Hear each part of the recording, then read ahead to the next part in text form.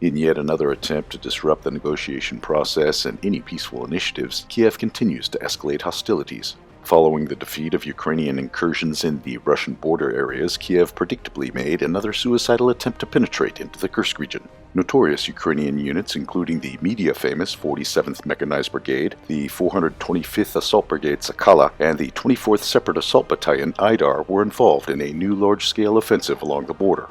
On May 5th, Ukrainian forces persistently tried to breach the Russian border near the villages of Totkino and Novi Put. These settlements had already been a hotspot even before the start of the KURSK operation last August. Ukrainians chose this direction hoping to isolate the combat zone by exploiting the terrain and destroying Russian bridges in the rear necessary for supplies.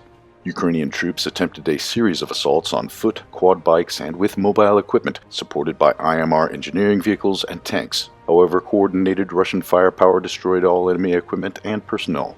Russian forces also conducted successful strikes against Ukrainian reserves across the Sumy region, using artillery, FPV drones, and airstrikes. By the end of the day, Ukrainian forces suffered significant losses in personnel and equipment without achieving any breakthroughs. Ukrainian assaults on NATO-supplied vehicles reportedly gained only 200 meters before being crushed. According to preliminary estimations, more than 24 vehicles were destroyed on the first day of attacks alone.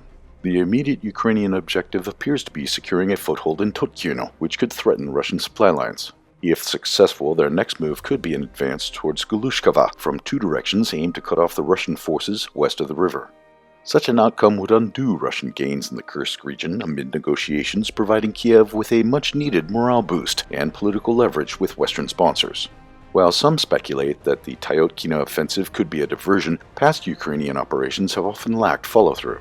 Nevertheless, the evacuation of civilians from the border Ukrainian villages in the area indicate prolonged fighting in this direction, suggesting this may indeed be the main thrust. The broader Ukrainian goal seems to be delaying the establishment of a Russian security zone in the Sumy region rather than seizing significant Russian territory. Despite Ukrainian attempts, Russian forces continued offensive operations, expanding their zone of control by about 5 kilometers in the Sumy region.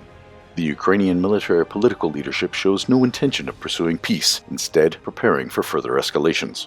The coming days will reveal whether their latest offensive ends in another costly failure.